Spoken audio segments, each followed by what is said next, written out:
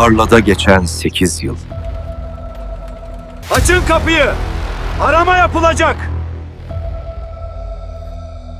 Bunlarla uğraşanların başı öyle kolay kurtulmaz. Alın bunları karakola! Sadece yazı yazıyoruz.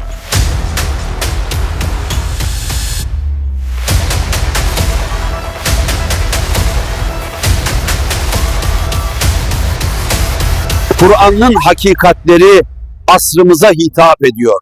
Biz susarsak batıl konuşur.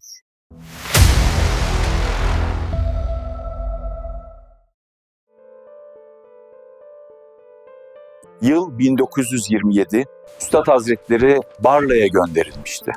Ama bu sessiz köy büyük bir hareketin başlangıç noktası oldu. Risale-i Nur'un ilk parçaları burada yazıldı. Ve bu yazılanlar Barla'dan çıkıp şehir şehir yayılmaya başladı. Artık risaleler yazılıyor, çoğaltılıyor ve yola çıkıyordu. Bu hizmetin içinde sadece kağıtlar, kalemler değil, insanlar vardı. Bazen de sadece kalbinin temizliğiyle bu davada yer alan insanlar.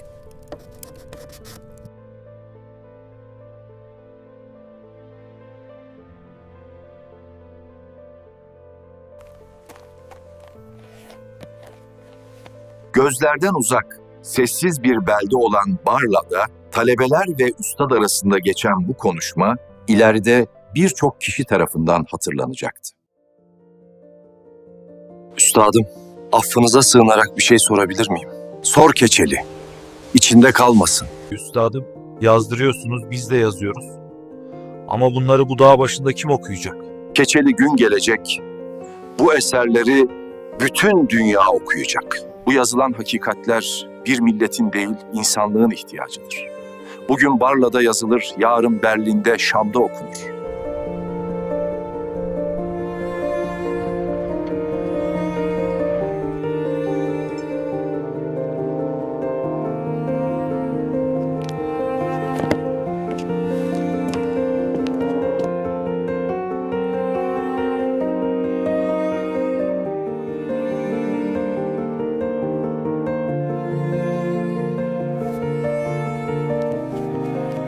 Barla'da bir milletin değil, insanlığın uyanışı yazılıyordu. Ve üstad, yazılan her satırı zamanın ötesine fısıldıyordu. Çünkü her hakikat karanlığı rahatsız ederdi. Barla'da gece bile tam sessiz geçmezdi. Çünkü yazılan her satır bir gün suç delili sayılabilirdi. Ve bir gece o kapı ansızın çalındı. Açın kapıyı! Arama yapılacak! Ne yapıyorsunuz siz bu saatte? Ne çeviriyorsunuz? Her şey gördüğünüz gibi komutan. Sadece yazı yazıyoruz. Ne yazısından bahsediyorsun sen? Getirin, ne yazısıymış bakayım. Komutan bir risale kağıdını alır. Bunlarla uğraşanların başı öyle kolay kurtulmaz. Alın bunları karakola!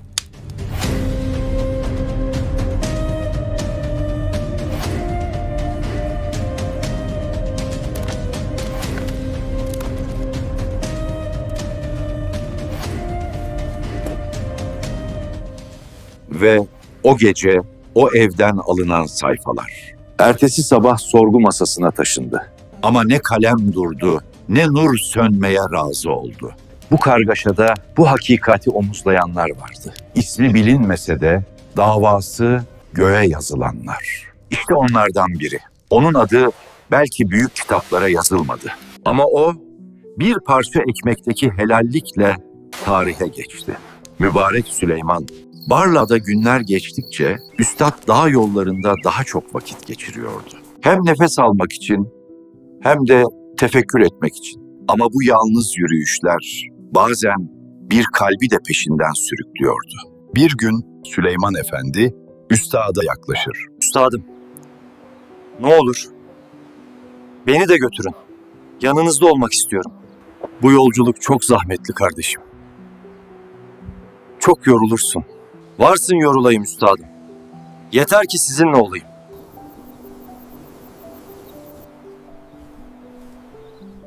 Süleyman Efendi'nin ısrarına dayanamayan üstad yanında gelmesini kabul eder. Ama bir sorun vardır. Küflenmiş bir parça ekmeğimiz var. Bu akşam ancak ikimize yeter. 2 gün nasıl yapacağız? Ve bu safi kalp adama ne diyeceğim? Saatler geçmişti ve yol uzundu. Üstad Hazretleri de Süleyman Efendi de acıkmışlardı. Ta ki beklenmeyen bir ikrama kadar. Üstadım. Şuraya bakın. Bir parça ekmek. Süleyman, müjde. Allah bize rızık gönderdi. Üstadım, peki ya bu ekmek bize helal olur mu ki? Vay mübarek vay. Senin kalbinin hassasiyeti dağdan bile daha büyük Süleyman. İşte artık sen mübarek Süleyman'sın. Barla'da herkes geri dururken Süleyman Efendi her adımda üstadın yanında yürümeyi seçmişti. Ama onu farklı kılan sadece sadakati değil, bir parça ekmekte bile helallik arayan temiz yüreğiydi. Mübarek Süleyman gibi sessiz ama derin gönüller bu hizmetin temelini atmıştı. Ama Risale-i Nur'un yazılması kadar anlaşılması da gerekiyordu. İşte o sırada bir başka isim yaklaştı üstada. Sadece kalemiyle değil, sorularıyla da hizmete yön veren bir isim, Şamlı Hafız Tevfik. Ve Şamlı Hafız Tevfik, Risale-i Nur'un en temel eserlerinden birine kapı aralar. Efendimizin miraca çıkışı ruhla mıydı yoksa bedeniyle de mi çıktı? Bu konuyu anlayamadım. Ruhla çıkmıştır diyen de var. Hem ruh hem bedenle çıkmıştır diyen de. Hangisi doğru acaba? Barla'da yeni gelen bir zat var. Bediüzzaman derler. Onun ilmini çok duydum. Gidelim, doğrudan ondan soralım.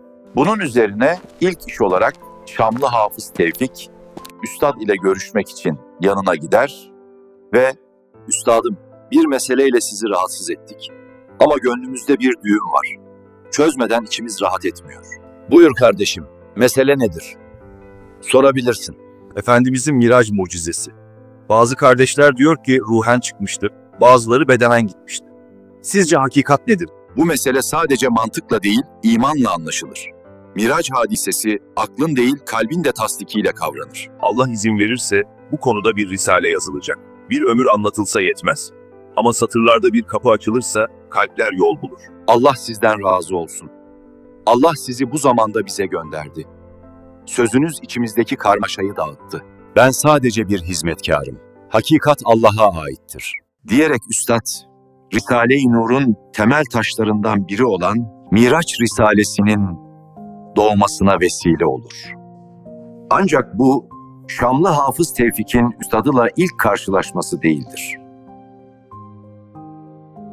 Yıl 1911, Emevi Camii dolup taşmış. Minberde genç Bediüzzaman Hazretleri. Hutbe verirken gözleri ışıldayan bir baba ve yanında küçük Tevfik. Tevfik, iyi bak bu zata.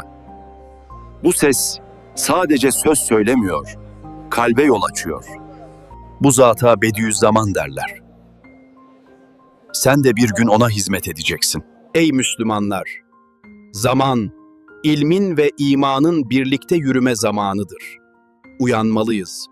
Biz susarsak batıl konuşur. Yıllar sonra Barla'da bu çocuk büyüyüp kalemiyle Risale-i Nur'un ilk sayfalarına dokunacaktı. Ama o günü hiç unutmadı. O sesi, o hutbeyi ve babasının o sözünü. Üstad Hazretlerinin Şamlı Hafız Tevfik'e muhabbeti o kadar fazladır ki bir gün şu cümleyi söylemiştir. Tevfik'im, biliyor musun? Bazen düşünüyorum da, buyurun üstadım, nedir sizi düşündüren? Eğer cennete bir davet gelseydi, seni almadan gitmezdim. Şamlı Hafız Tevfik sadece yazmakla değil, araştırmakla da hizmet etti.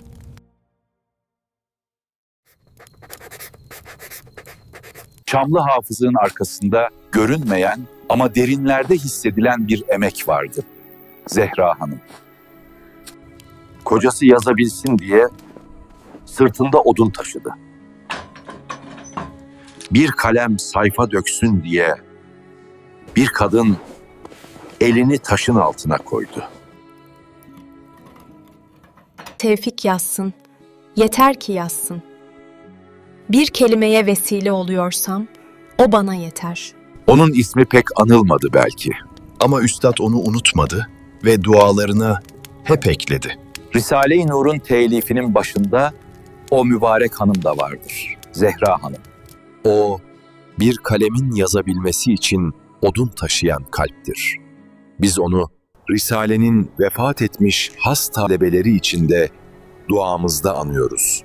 Allah ondan ebeden razı olsun.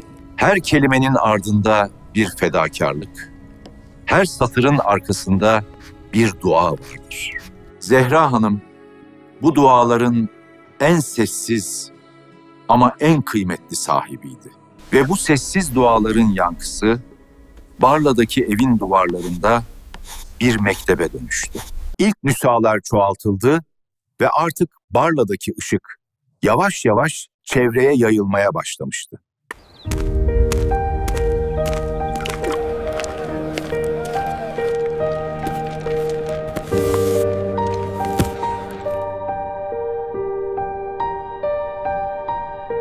Bu ışığın ulaştığı yerlerden biri de Eğirdir'di ve orada bir binbaşı vardı.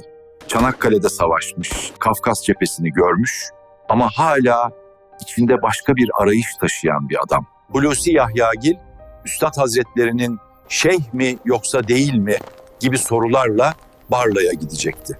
Kafasındaki sorularla Üstad'ın kapısının önüne kadar gelip kapıdan içeri girer.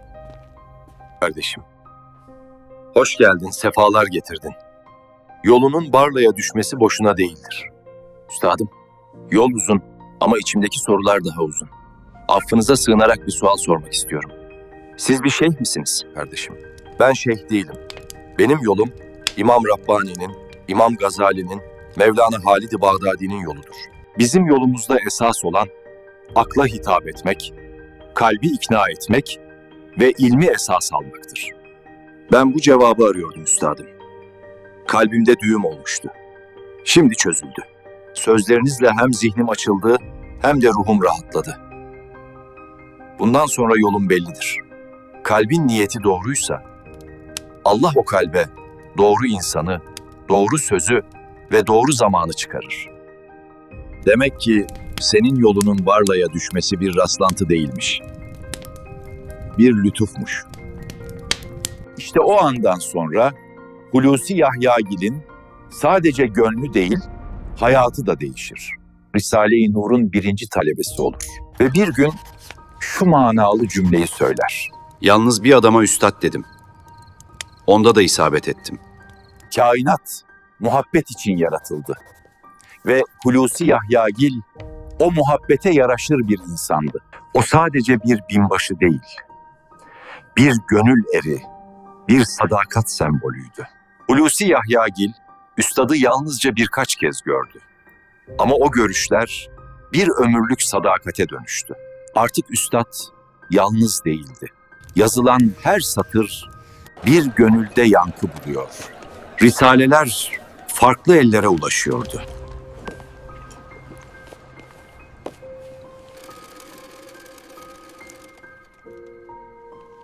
Risale-i Nur külliyatı 130 parçadan oluşur. 119'u Barla'da yazılmıştır. Ama yazmak tek başına yetmezdi. Bu nurlar yola düşmeliydi. Şehir şehir, köy köy, gönülden gönüle taşınmalıydı. Kardeşim, bu kaçıncı risale oldu bu gece? 6. oldu. Ama daha yolun başındayız.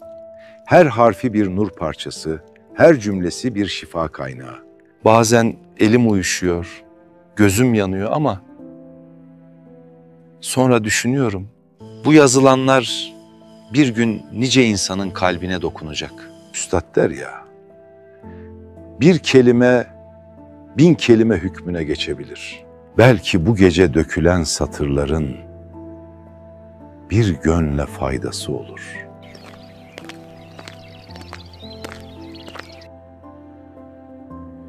Artık yazılan o satırlar, o mektuplar, o risaleler çuvala konur ve yolculuğu başlar. Onlara nur postacıları dediler.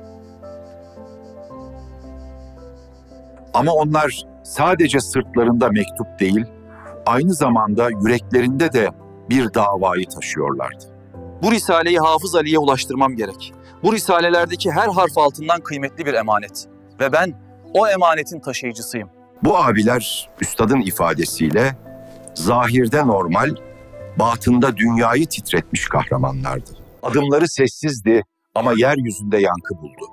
Çünkü onlar risaleleri değil, yanan imanlara su taşıyorlardı. Nur postacılığının önemini anlatan olaylardan birisi de Hafız Ali'nin Santral Sabri'yi beklerken söylediği şu derin sözlerdir.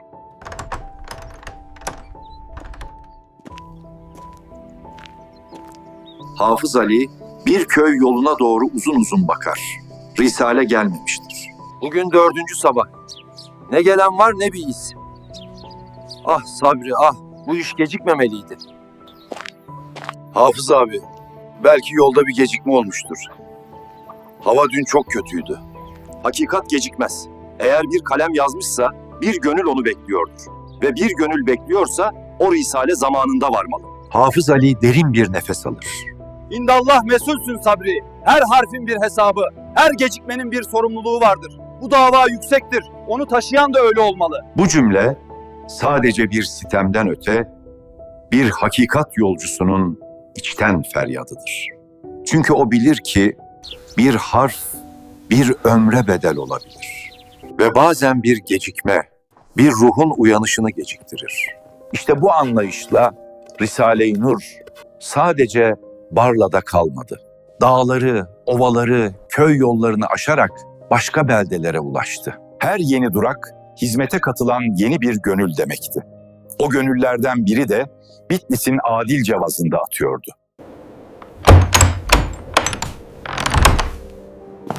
Esselamu aleyküm üstadım.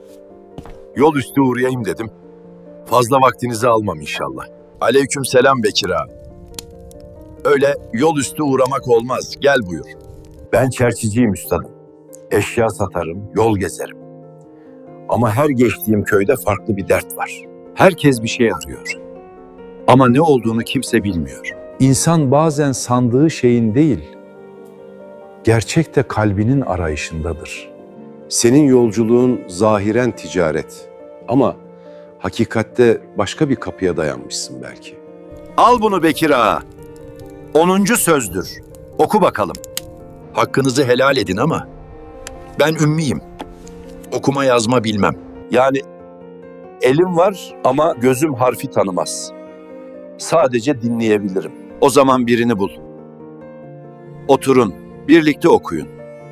O sözleri işitmek için harf bilmek şart değil. Kalp bilsin yeter. Sağ olun üstadım. İçimde bir boşluk vardı. Meğer aradığım şey bir kitapta değil, bir kelamdaymış. Kalp ararsa Allah onu doğru kelimeye çıkarır. Senin nasibin de bu kitapta gizli olabilir Bekir ağa. Bu olay üzerine Bekir ağa ilk iş bir köy evine uğradığından yanındaki gence elindeki 10.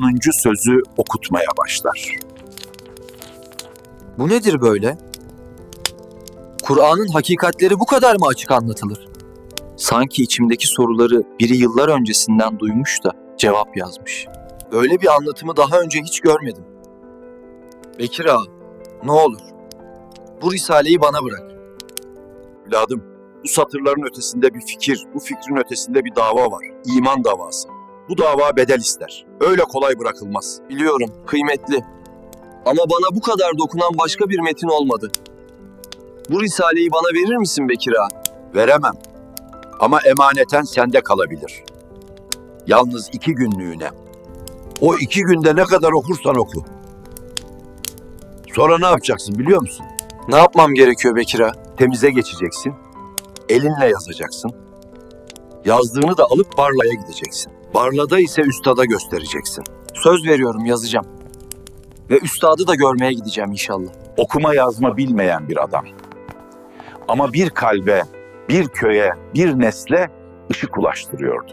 Bekir Ağa'nın elindeki risale sadece bir kitap değil, bir davetin anahtarıydı. Bekir Ağa ileride Risale-i Nurlardan dolayı dava edildiğinde evinde bakıma muhtaç bir yakını, gözleri görmeyen bir kızı vardı. Peki o eve kim baktı? Cevabı onun kalbinde yazılıydı. Allah.